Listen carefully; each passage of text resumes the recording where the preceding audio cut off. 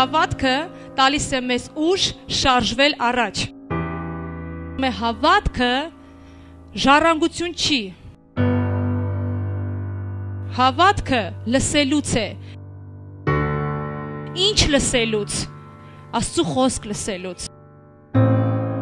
Դու լսում ես, նա փոխում է քեզ, ասում է չկա մեկը, որ չի գործել մեղքը, երեխան արդեն իսկ ծնվում է մեղքով։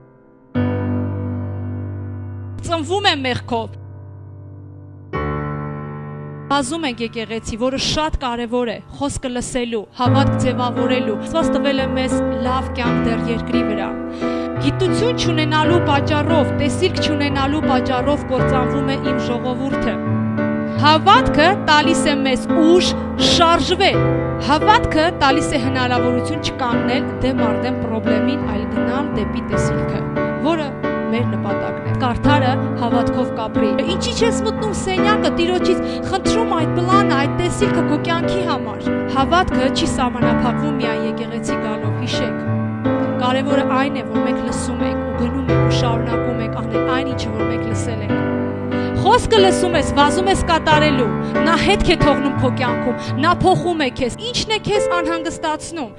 ինչ հարց կա, որ լուծված չի։ Ես վստահ եմ, որ ամեն մեկս ունենք Տիրոջ մեջ պատասխան, ունենք Տիրոջ մեջ պատասխան։